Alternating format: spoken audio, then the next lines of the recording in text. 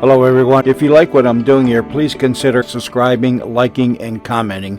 It would really help the channel out quite a bit. Thank you very much. News Radio 78, WBBM, Chicago. The CBS Radio Mystery Theater presents...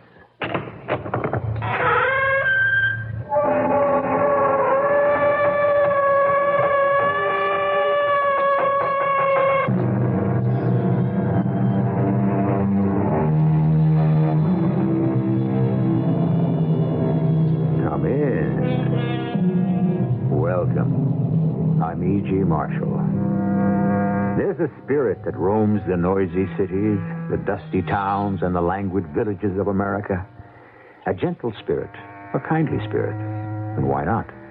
It happens to be the spirit of the kindest and most gentle of all the great American writers, William Sidney Porter. You know him better as O. Henry. Why he called himself O. Henry must remain a mystery. What compelled him to write constantly, steadily, day and night, almost without rest, must also remain a mystery. Indeed, though his life seems to be an open book, he must be considered one of the most mysterious figures in our literature, which means he has a home here on Mystery Theater. Oh, my beloved, querido, you have come back to me. Senorita, you've got me confused with someone else. Have I? But you have blonde hair. Millions of men have blonde hair. Tell your brother not to point that gun at me. Oh, does it matter? You're handsome enough. But, senorita... And one man is very much like another. Well, just explain to your brother and his men... Oh, it would be too complicated. It would be more simple if we married.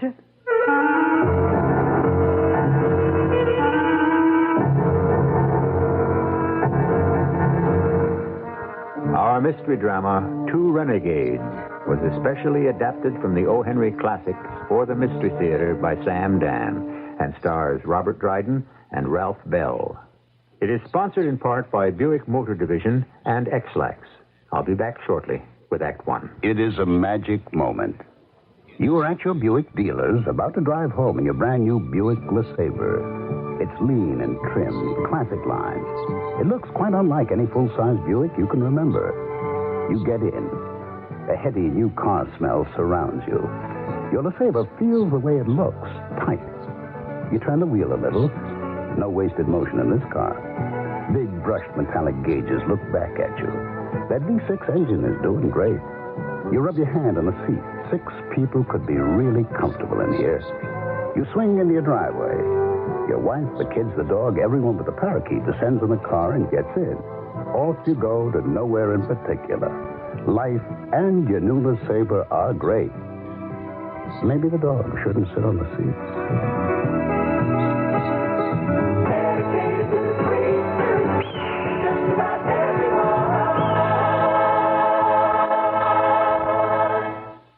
It only happens once a year, and it's happening right now. Hi, this is Carmelita Pope with big money-saving news. Magicist 2-for-1 cleaning sale is in progress. You can have 2 rooms of carpeting cleaned in your home or office and pay only for the larger. You can have 2 rugs cleaned and pay only for the larger. You can have 2 pieces of furniture cleaned or 2 sets of draperies cleaned, and you only pay for the larger. Don't miss out on these savings. If you're a little short of cash, use your MasterCharge or Bank AmeriCard. But call now. Magicist is very busy during the sale, and they don't want you to be disappointed.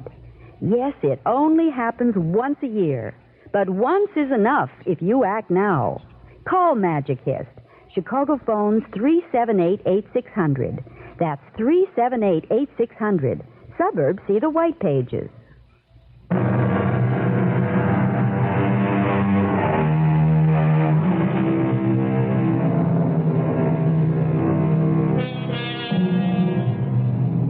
Never give a sucker an even break seems to be the motto of today's get-rich-quick fraternity. However, one of the great experts in this field, O. Henry, believed that in order to handle a sucker properly and profitably, he must be given all the breaks he could reasonably expect.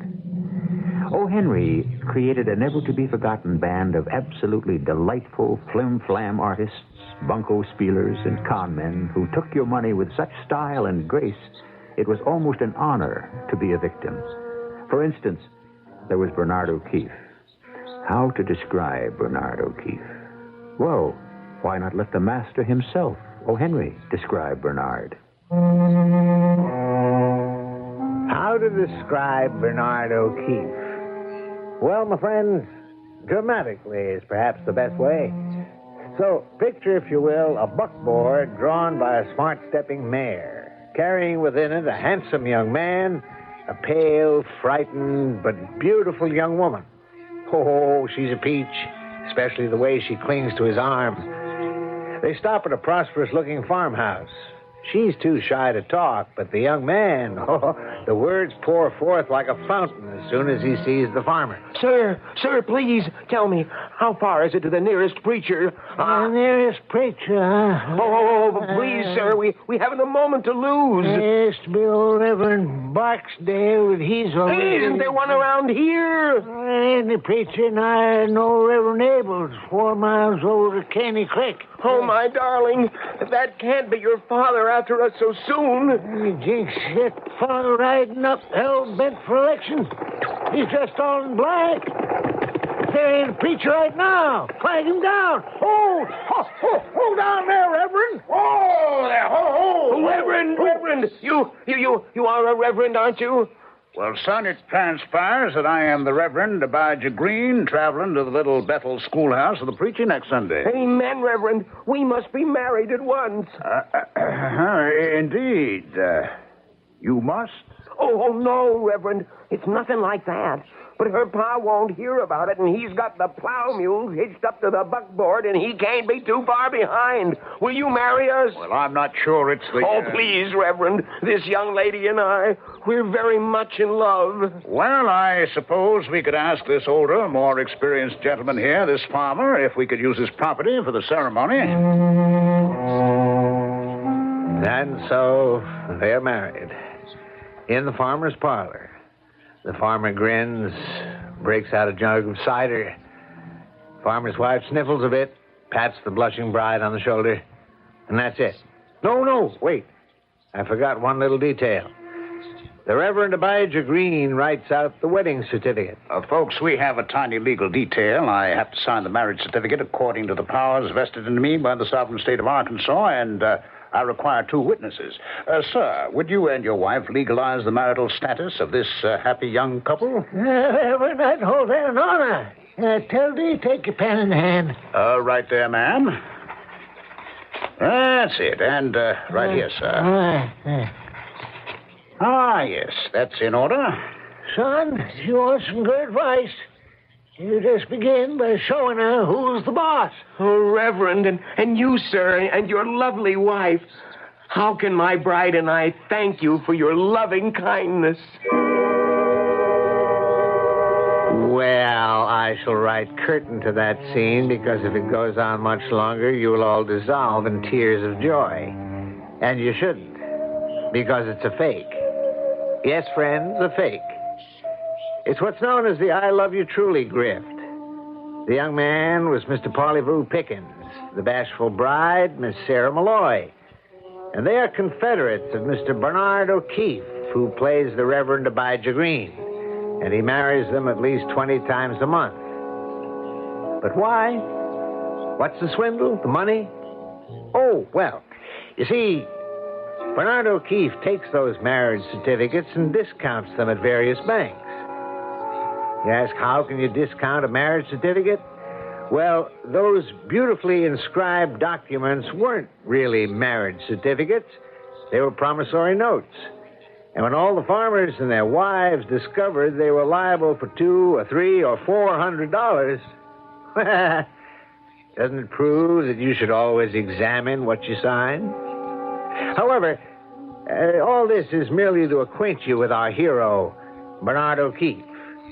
So then, imagine my surprise one day when I happened to be in the gate city of the South, where the old Confederate veterans were once again united to march beneath the beloved flags of the old lost cause, and I happened to see a familiar face. A face that was so out of place that before I was even aware of what I was doing, I had rushed forth into the heart of the parade and dragged him to the sidewalk. Bernardo King! Hey, in the flesh. Now, sir, please explain your violent I'm to explain. What? Why, it's the wretch. The ink-stained wretch of the Fourth Estate. Barney O'Keefe, northerner born and northerner bred. What are you doing here? Yipping and hallooing for the stars and bars. Why, sir, this is my native land. Barney O'Keefe, you're talking to me. What are you selling, snake oil? No, sir. Here, restorer? Why do you always look at me and think the worst? Because the worst is absolutely the best I can give you. Now, what are you up to here? Well, I would tell you and tell it gladly, if my throat were not so dry. Oh, well, by a happy coincidence, I believe I spy an oasis of liquid refreshment just up the street, Mr. O'Keefe. In that case, sir, lead and I follow.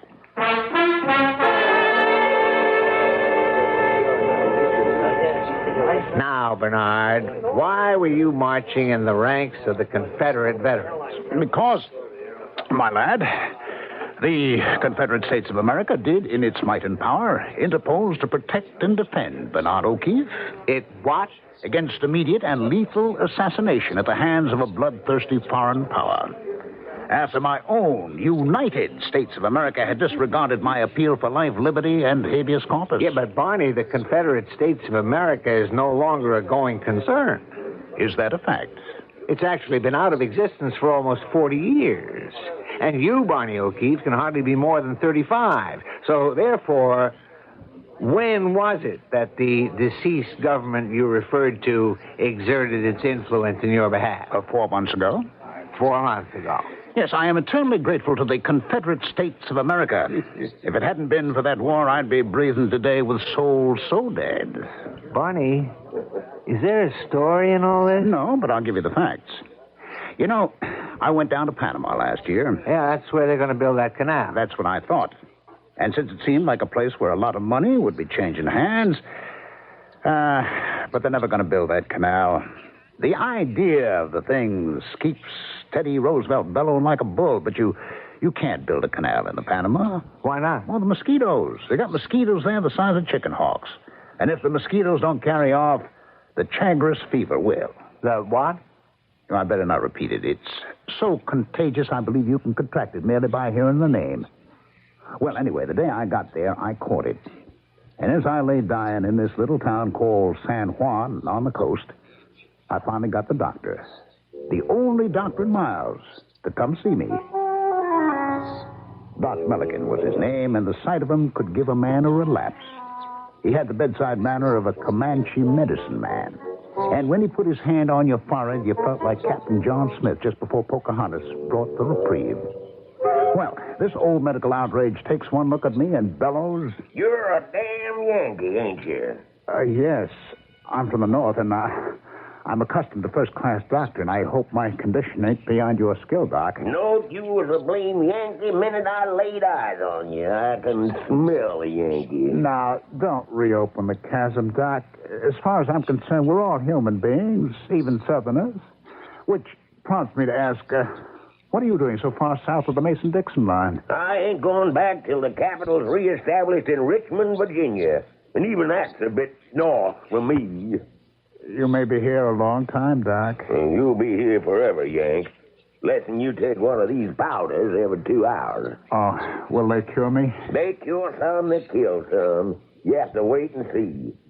What kind of Yankee bunco scheme have you brought down here with you, eh? Well, Doc, as you may know, two gentlemen, the Wright brothers, invented a heavier-than-air machine that flies.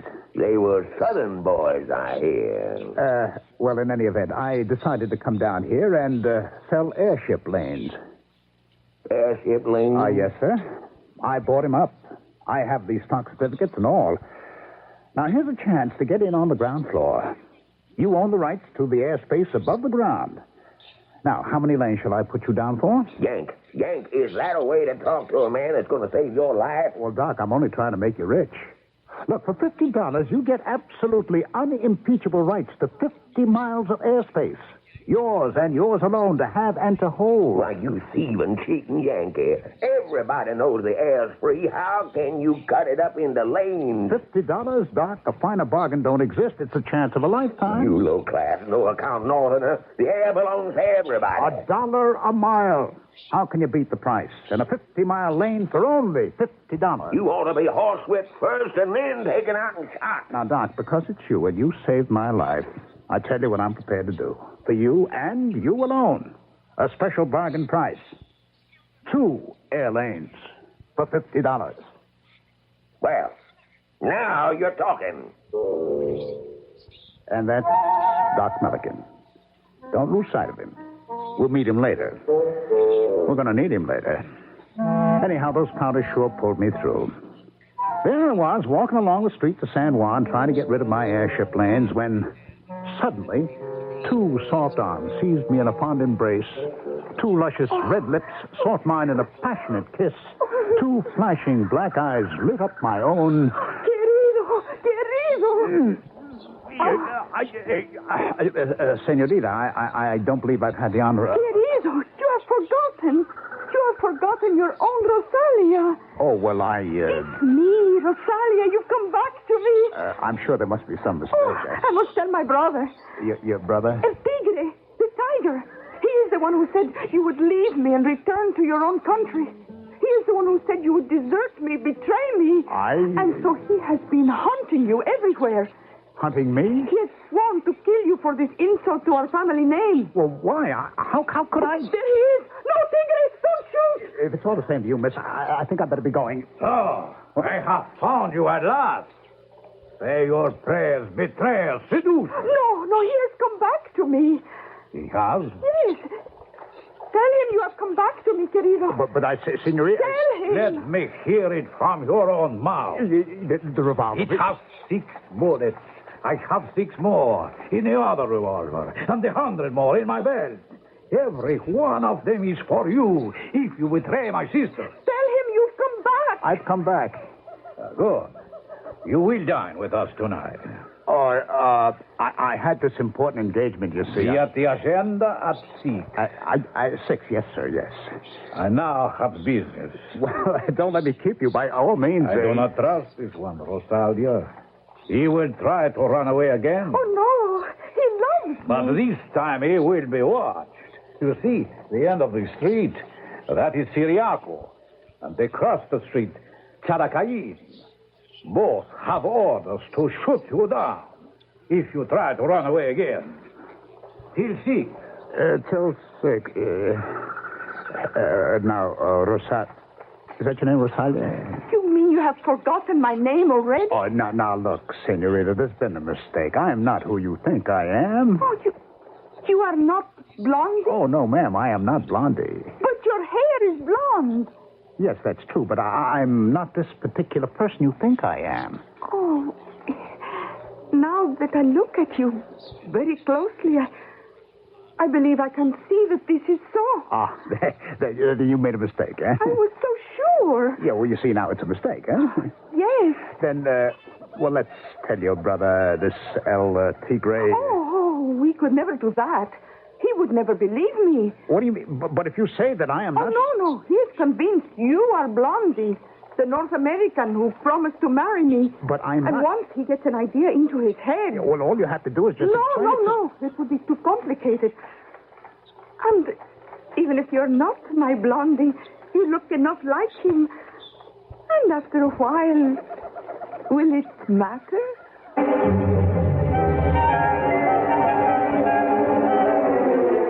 Will it matter? What a philosophy. It seems that anybody can fall in love with anybody. Well, what is it? A super confidence game? A sour hustler about to be out-hustled? In an O. Henry story, you never know. Certainly you don't know in the first act. We'll lead you a little further down the path in Act 2 in just a few moments. I guess I'm lucky. My family's always been healthy. Oh, a touch of constipation now and then. But we've got X-Lax for that. When you need a laxative, shouldn't your first choice be the one more families buy than any other? That's today's X-Lax. families like the chocolated taste, you'll like the way X-Lax works gently overnight for relief in the morning.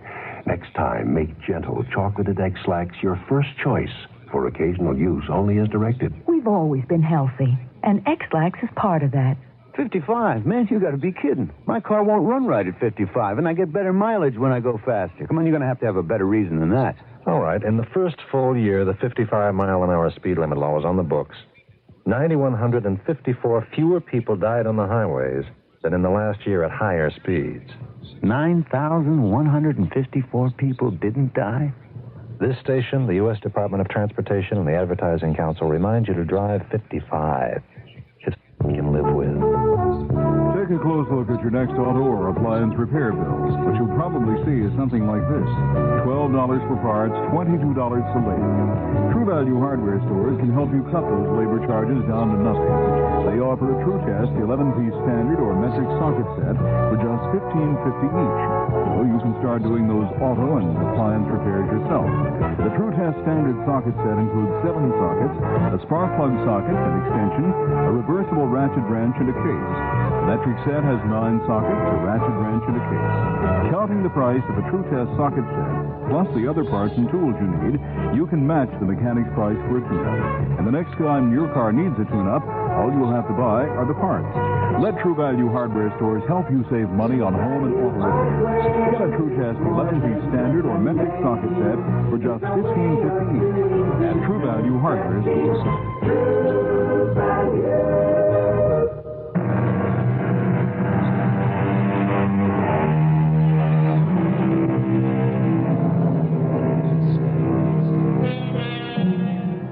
Henry is telling us one of his favorite stories. And wouldn't you know, there's a woman in it to carry it forward, to give it character, suspense. A beautiful, dark-eyed lady named Rosalia, a hot-tempered brother named El Tigre, with 2 hair-trigger pistols, and Bernard O'Keefe, who can usually get out of almost any scrape, except this time he's not on his home grounds. Let's get him in just a little bit deeper. Amigos, I propose a toast to Blondie. Oh, Blondie. Blondie, I know you are most anxious to marry Rosalia. Well, But love must wait. It must? Oh, sure it must. Tigre, why must love wait? Because it is time Blondie and I discuss business. What kind of business? Business. Before all this love business got into everyone's way. Now, you will all leave the room. Blondie and I must talk business. But Tigre... Silencio. There will be time for love business later. Now, Blondie, first you must forgive me. Forgive you? Yes, forgive me. I had believed you had betrayed the cause. Was that a fact? The cause? The holy cause. But you are here. You have not gone over to the government. Oh, well, It was said you had joined forces with the tyrant. The tyrant? General Pomposo. Oh, I would never... And now, you are willing to give your lives blood for justice? Oh, it's the least anyone can do. You shall not rest until I liberate the people and become Presidente and Supreme Dictator. Oh, that's a difficult job. Are you sure you want all that responsibility? I have the rifles. The rifles? The Krag Jorgensen rifles, as you advise. You remember? Yes, I remember. One does not shoot up the presidential palace the way one shoots up a saloon. Yes, I suppose so. You suppose so? It was you who told me. Then that's right. It was you who said, El Tigre. The difference between a Presidente and a bandit chief is that the Presidente has an army, not a rabble of ragtag cutthroats, but a well-trained, disciplined army of cutthroats. You recall? And you said, El Tigre, I will be commander of the army. This army shall place you high on the throne in the presidential palace. You recall? So, I have bought the rifles for my army. And the money, Where came the money for the 100 Krag-Jorgensen rifles? I'm afraid to ask. It was your money. My money? It was the money for Rosalia's dowry. I have used it to buy you an army. Well, gosh, thanks. You get an army, and I get a government. You see how both of us profit? Oh, sure. And therefore, you shall teach my men to behave like an army. You want me? Are you not the finest soldier in the world? Is not this what you have told me when I gave you the 50,000 pesos to... Now I see. And so now, you are the commanding general of El Tigre's invincible army. Tomorrow morning, we begin to train the army.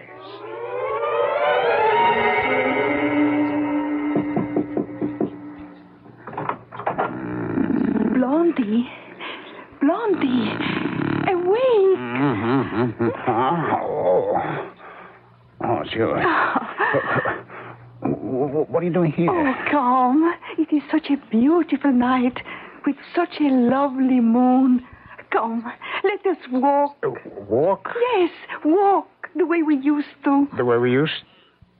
Look, Rosalia, you and me, we never used to do anything. Oh, Blondie, querido, how can you say that? Well, you're talking about another Blondie, a Blondie who, as far as I could figure, sold your brother a bill of goods that he could train troops, collected his salary, and skipped town. Does it matter? Well, of course it matters. I am not that Blondie. But you are handsomer than that Blondie.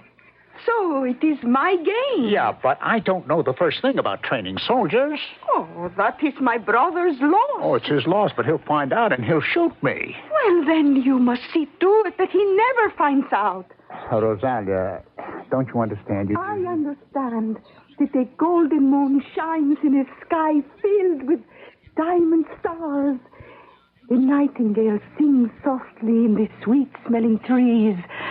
And we stand here and talk.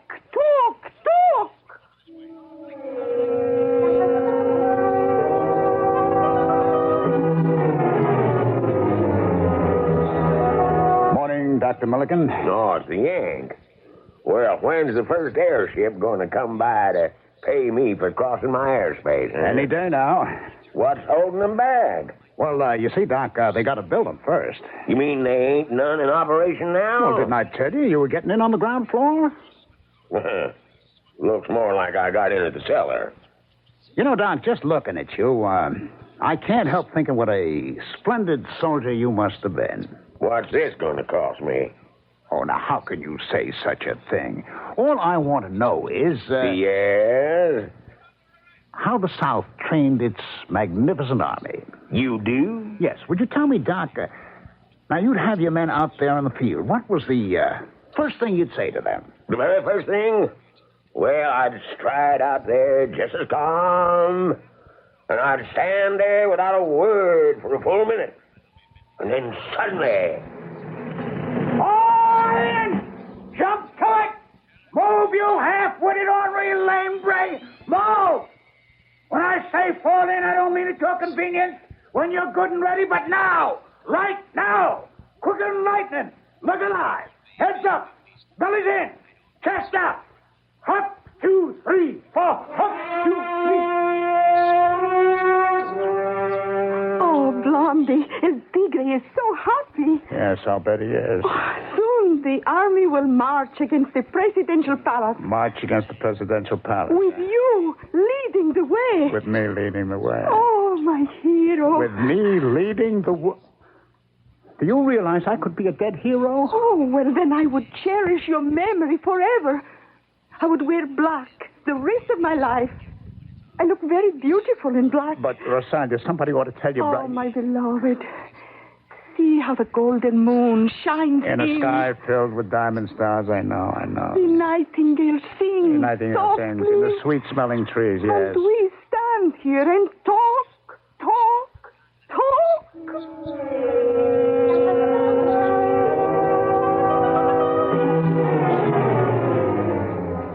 We attack tomorrow at dawn, General Blondie. Oh, we did. We what? Attack. The army is ready. Yeah, I don't think so. Ah, yes, you do not know these men as I know them. Oh, yes, but... How splendidly you have trained Well, that's them. because nobody's been shooting at them. But that is of little account. Each man is ready and willing to die for liberty and justice. But... for freedom, democracy, and truth. Still... One must know when to seize the moment, when to cast the die. However... You shall lead the invincible forces of the liberator El Tigre to victory. I'm only The suggesting... men, inspired by your gallant leadership, shall make this the most glorious day in the history of our nation.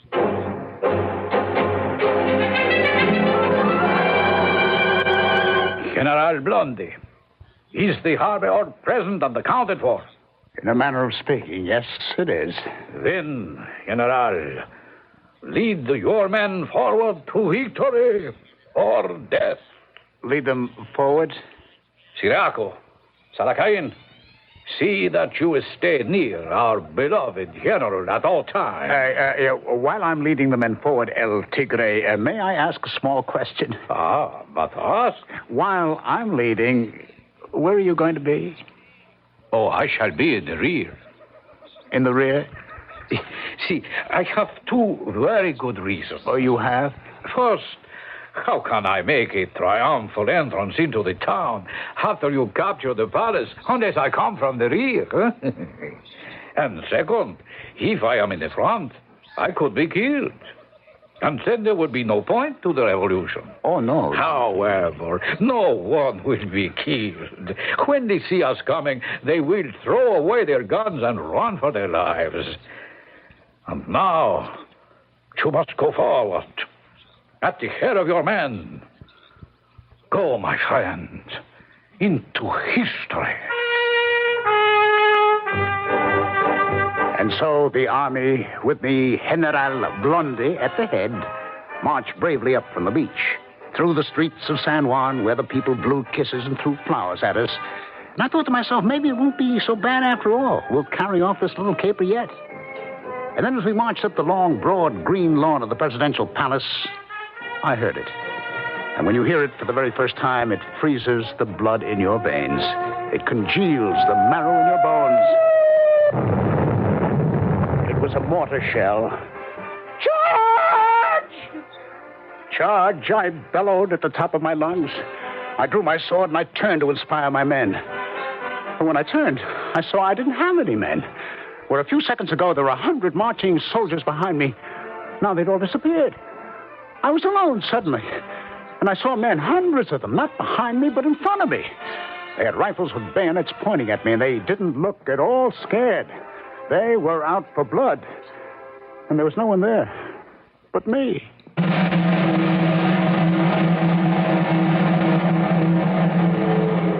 There was no one there but me. Yes. That should be the title of the Song of the Patsy. That is, if some composer should get around to writing it. Yes, indeed. Let's all get together and fight. And when it comes down to the bare knuckles, guess who's the only one to show up? Well, I'll show up with Act 3 shortly. Hello, I'm R.C. Davis.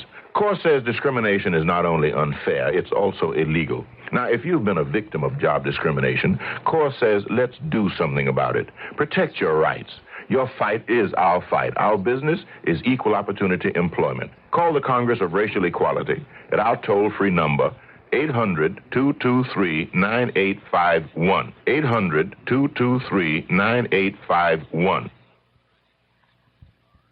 This is WBBM Chicago. Hi, these are my 1977 automobile license plates. Oh, of course, you can't see them. There, that's them. I got these license plates at my nearby currency exchange. It's quick and easy, because they have over-the-counter license plate service. No long lines or complicated forms. You just bring in your pre-printed form or last year's identification card. It's that easy. Your currency exchange community service center has your license plates all ready for you. And remember, they keep people's hours. It's the humane thing to do. There's a currency exchange, community service center close, close, close to you. What do? We cash check for you. What do? We write money orders too. What do? Just listen. what we do. Well, there's a currency exchange, community service center close, close, close to you. Take advantage.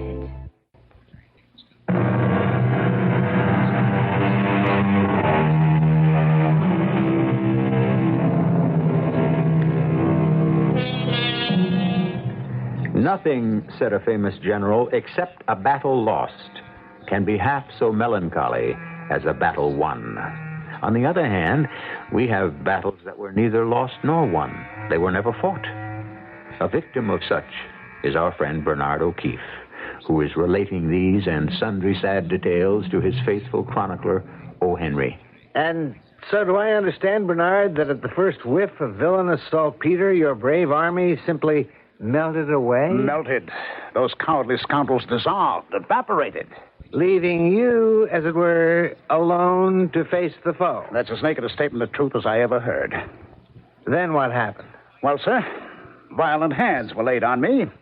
I was dragged to the presidential palace in order to be tried by the supreme dictator, General Pomposo himself.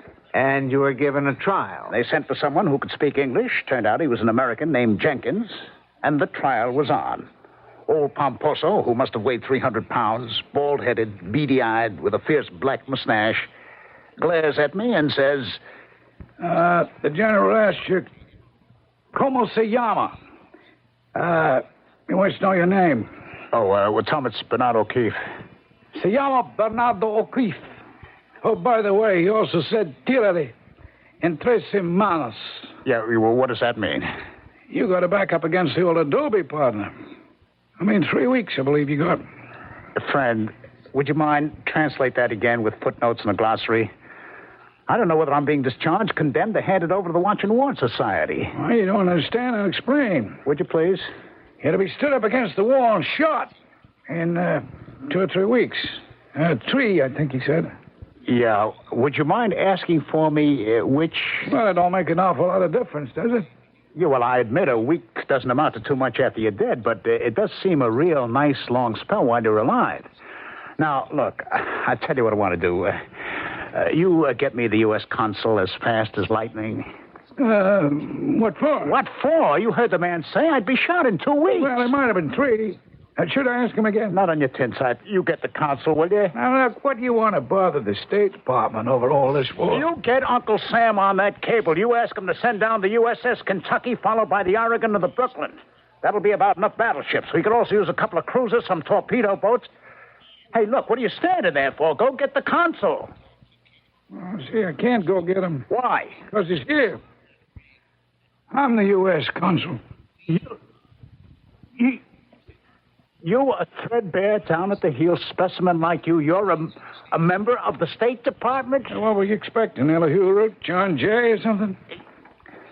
The fact is, the United States cannot interfere in this. What do you mean the U.S. can't interfere? What's the U.S. for except to protect the rights of its citizens? Fact is, you were caught insurgent against the government. You're subject to the laws of this country. Yes, but I'm an American citizen. Well, you is and you ain't. That's an interesting legal point. What is? You enlisted in and served in the foreign army. What army? Well, you were captured at the head of troops. Troops? You call those circus clowns troops? And when you do that, it's possible you forfeit all claims to American citizenship. Now, look here. I voted the Republican ticket all my life. And you then claim to be a patriotic American citizen? Absolutely. Well, behave like one, then. Don't embarrass the United States. What do you mean, don't embarrass? We can't afford to antagonize these foreign countries. It's bad foreign policy. So, for the good of your country's foreign relations, just do the decent thing and don't kick up a fuss. You mean you're going to stand by and let them shoot me? Wait, what are you looking at? Oh, your clothes. My clothes? Well, the government back home says I can take them after you're dead, if they fit me. As part payment of my salary. Hey, look, you gotta do something. You gotta. You got any folks you want me to notify? I'll write and tell them you died bravely. That is, if you got the money for a stamp.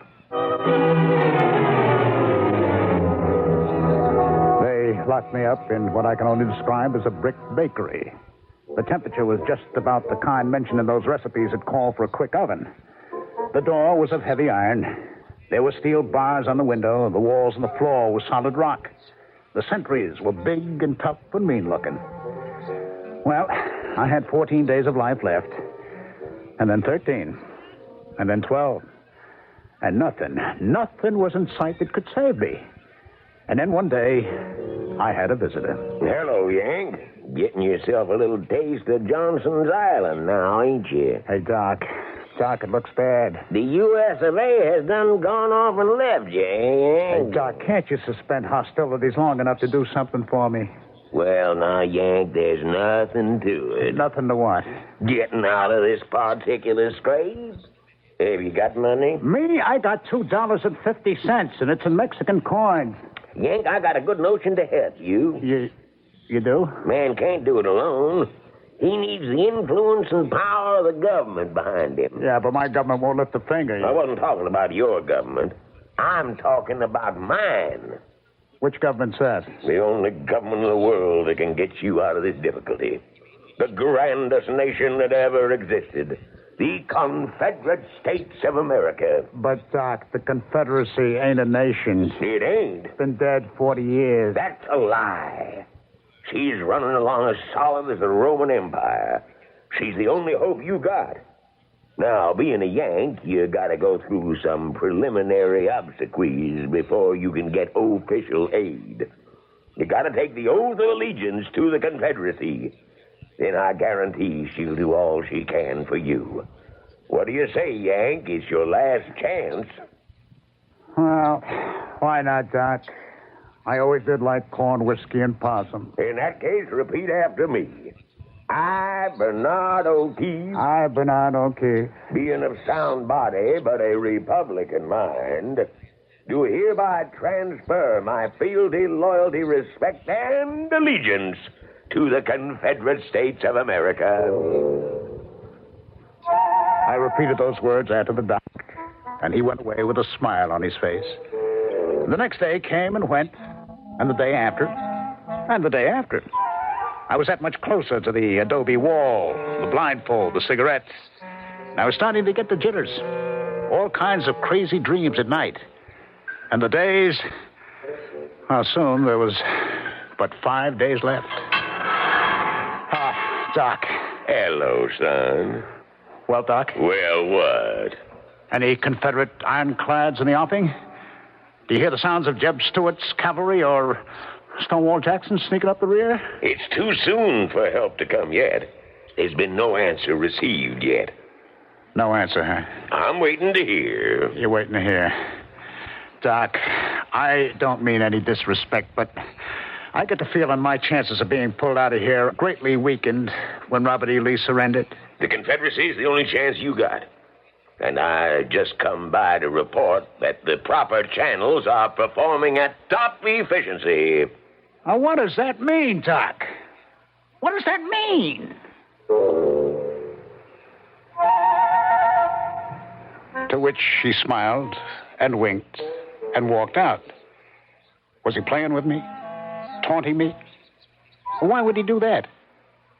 Well, why wouldn't he? In the midst of this reverie, which was doing nothing for my morale, another visitor came by. Blondie. Rosalia, listen. Have you... Look at me. Look at you. I'm in black. All in black. Do I not look beautiful? I will wear black the rest of my life, as I promised. Listen, Rosalia, isn't there anybody you can... my poor Blondie. Such love, such passion. It would soon burn itself out in any case. Better this way. Better what way? Before you have time to grow tired of me and abandon me. Yeah, I would never abandon you. Why do we talk, Blondie? This is the last time, querido. See how a golden moon shines in a sky filled with diamond stars. Rosalia. Must we stand here and talk? Talk!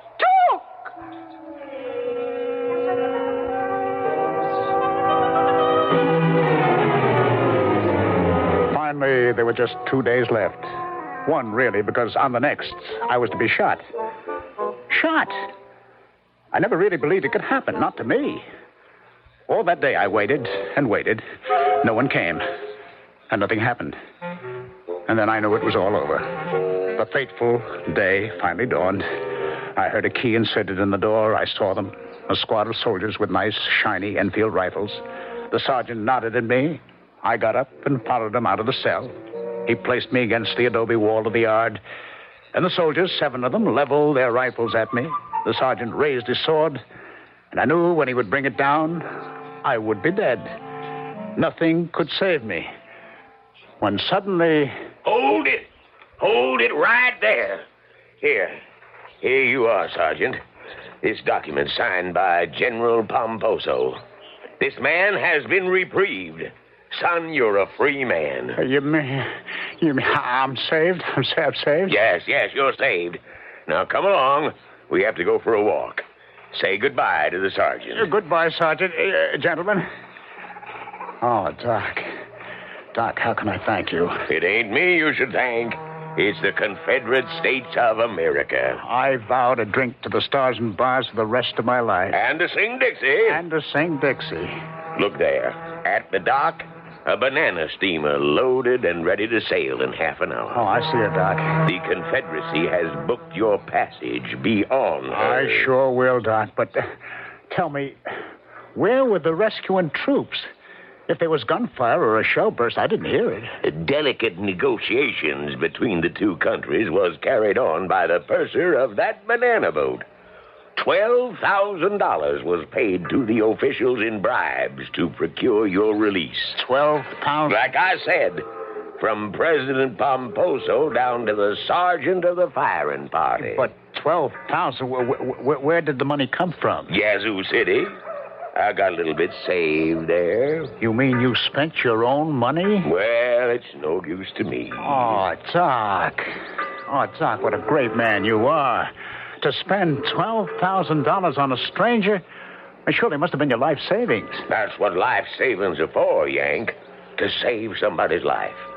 And now you better get on that steamer. Oh, no, Doc. I'm changing my ways. I have seen the light. I'll stay with you and help heal the sick and comfort the poor. You do no such thing. Sooner or later, the Presidente is going to find out it's Confederate money.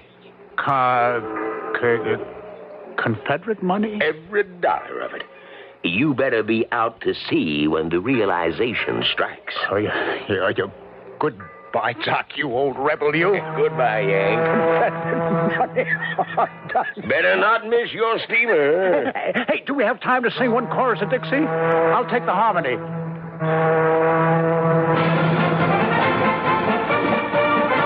And this, word for word, is the story that Bernard O'Keefe told Mr. William Sidney Porter, better known as O. Henry. Is it true? Well, why not? What is money, anyhow? Pretty colored pieces of paper, shiny discs of metal. It's all in the mind, right? I shall be back shortly. Hello, I'm Rick Barry of the Golden State Warriors. As a professional basketball player, I know that good defense makes a winner. Cancer chemotherapy is one of the most important kinds of defense I can think of. It helps arrest and control cancer, the ravaging disease that afflicts 1/3 of our adult population. Chemotherapy treatment, which means the medicinal use of chemical agents, can control some of the most common forms of cancer. Proper and timely use of this treatment can result in patients leading extended and productive lives. But scientists have only begun to tap the pool of therapeutic drugs at their disposal. To continue this costly process, your support is needed. Send a check today to Chemotherapy, Box 8, New York 10028. Remember, the best offense against cancer is a good defense, like chemotherapy. Rick Barry is right. Chemotherapy can relieve suffering from cancer while it checks the growth of the runaway cancer cells. Your donation will continue this relief. Think about it. Then send a check to Chemotherapy, Box 8, New York 10028.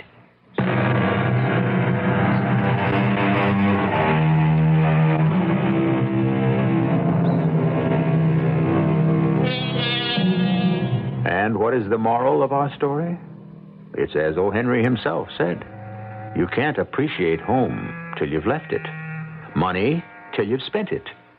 Your wife till she's joined a woman's club.